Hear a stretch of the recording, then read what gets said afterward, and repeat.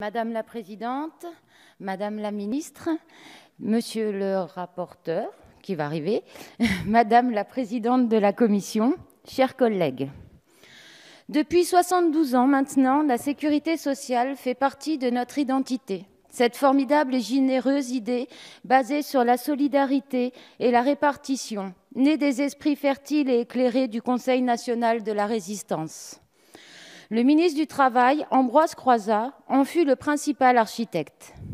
Ouvrier d'usine à 13 ans, militant syndical et politique, il a mesuré pleinement tout l'enjeu de la mise en place d'un régime général de couverture sociale qui mutualise une part de la valeur produite par le travail, mais surtout qui en confie la gestion aux travailleurs eux-mêmes. Le choix d'une société de partage et de solidarité qui fut longtemps un modèle pour les gouvernements progressistes du monde entier. Et c'est en cette 72e année que votre gouvernement porte un coup terrible à l'essence même de ce qu'est la sécurité sociale, en proposant dès 2018 de supprimer les cotisations sociales au profit de la CSG, fiscalisation injuste et inefficace.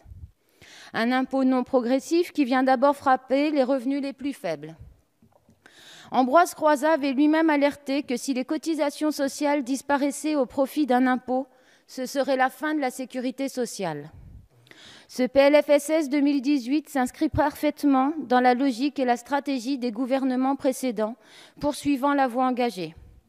Reprenant les politiques antérieures mises en place, notamment de la loi Hôpital, Patients, Santé, Territoire, dite loi Bachelot, de la loi de modernisation de notre système de santé, dite loi Touraine, renforçant les attaques contre notre système de sécurité sociale solidaire. La poursuite de ces politiques est lourde de conséquences pour les professionnels, les usagers, placés dans un cadre d'inégalité sociale, économique, territoriale, mais aussi institutionnelle. Dans une période où tous les établissements de santé tirent le signal d'alarme sur leurs conditions de travail, où tous alertent sur le manque de moyens, où tous s'inquiètent sur l'augmentation constante des actes de maltraitance institutionnelle, vous proposez des économies sans prendre en compte l'urgence de leurs demandes. Je vous rappelle qu'en une année, ce sont 14 soignants qui se sont donné la mort sur leur lieu de travail. Vous en avez marre que je vous parle constamment de ces 14 soignants, mais on ne peut en aucun cas banaliser la mort et encore moins le suicide. Nous n'avons pas les chiffres sur le nombre de soignants qui ont mis fin à leur vie en dehors de leur lieu de travail. Nous n'avons pas les chiffres du nombre de tentatives de suicide. Nous n'avons pas les chiffres sur les changements de vocation et encore moins sur les burn-out. Par contre, j'ai une certitude.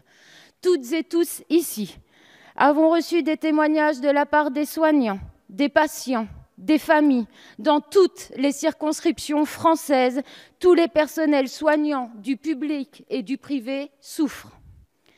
Il y a 3 mois, notre groupe vous a interpellé en rappelant les 14 besoins fondamentaux non respectés. Madame la ministre, vous avez ouvert une mission flash sur la condition d'accueil des personnes âgées dans les EHPAD en France, nous faisant penser que notre interpellation avait fonctionné. Une mission d'information va commencer début décembre, mais aucun moyen supplémentaire et aucune avancée sur les conditions de travail et d'accueil dans ce PLFSS.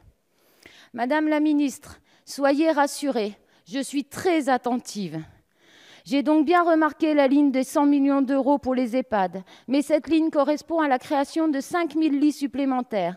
Donc je confirme devant vous que vous ne donnez pas de moyens supplémentaires pour les EHPAD existants. J'attire aussi votre attention sur le fait que les mauvaises conditions ne concernent pas que les EHPAD. Les hôpitaux, les cliniques, les instituts, bref, tous les établissements de santé sont impactés. Les dispositions de ce projet de loi confirment que c'est encore les plus modestes qui en subissent les conséquences. Avec un objectif de dépenses d'assurance maladie à 2,3%, avec plus de 4 milliards d'euros d'économies sur l'assurance maladie et après les plus de 10 milliards d'économies du précédent gouvernement, l'objectif politique consiste encore et toujours à faire supporter le poids d'économies à nos concitoyens et plus particulièrement les plus modestes. L'adaptation des dépenses aux recettes dans une recherche constante de gains de productivité, inscrite dans les contrats pluriannuels, constitue de fait le cadeau fait aux actionnaires des grands groupes privés. La branche famille en est un bon exemple. Il est aussi évident que le chômage de masse fragilise le système par l'absence de cotisations sociales et patronales. Le maintien des bas salaires, la précarité, les inégalités professionnelles entre les femmes et les hommes ont eux aussi leur part de responsabilité dans la situation de la protection sociale. Chers collègues, savez-vous qu'en 2017, des enfants enterrent leur maman des suites d'un cancer?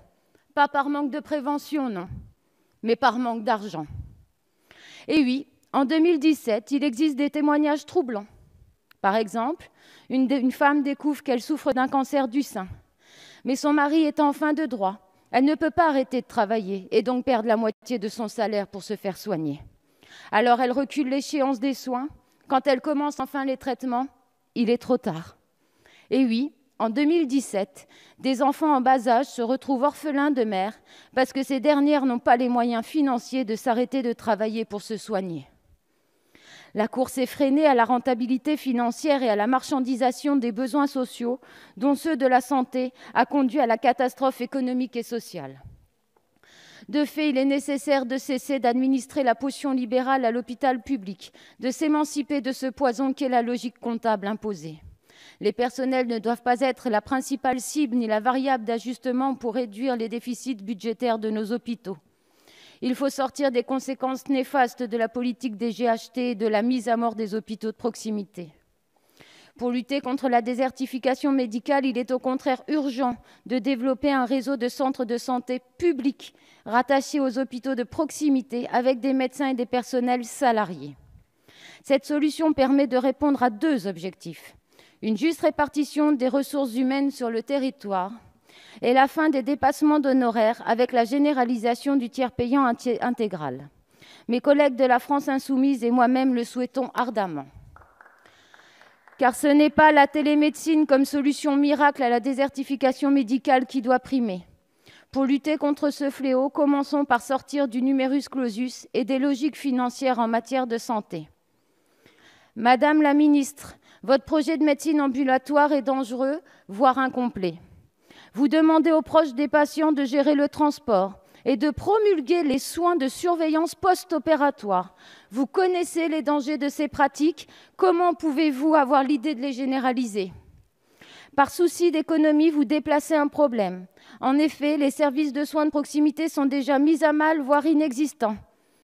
Qui alors prodiguera les soins post-ambulatoires? De plus, vous poussez les 15% de Français sans mutuelle à choisir la médecine ambulatoire en augmentant le forfait journalier de 18 à 20 €. Je tiens aussi à dire un mot sur l'extension de l'obligation vaccinale dont nous sommes de fervents défenseurs, mais qui, tant dans la forme que dans la précipitation de sa mise en place, suscite l'inquiétude et pour certains même le rejet. Après la série de scandales sanitaires que nous venons de traverser, Mediator, Dépakine, et tout récemment le lévothyrox, il aurait été prudent de prendre le temps de la discussion et de l'approfondissement, d'autant que le consensus scientifique demeure aléatoire. Savez-vous, chers collègues, vous qui tenez tant à la prévention chez les enfants, que certains jeunes enfants entrent aux urgences pédiatriques pour déshydratation sévère suite à une gastro-entérite? Une partie du traitement nécessaire, dont le lait infantile conçu pour cette pathologie, coûte entre 20 et 30 € non remboursés. Beaucoup n'ont pas cette somme d'argent disponible. Beaucoup prennent donc des risques avec la santé de leur enfant, non pas par inconscience, mais toujours par manque d'argent. Allez discuter avec les parents en larmes dans les services d'urgence qui en plus ont le droit à une jolie leçon de morale au cas où ils ne culpabiliseraient pas assez. Pour conclure, veiller à l'équilibre des comptes sociaux est une préoccupation que nous partageons, mais pas à n'importe quelles conditions. Cela ne doit pas se faire au détriment de nos concitoyens en organisant le recul des protections et des prestations sociales dans une période où, parallèlement, le gouvernement fait le choix indigne de se priver de plus de 3 milliards € avec la fin de l'ISF. Je vous remercie.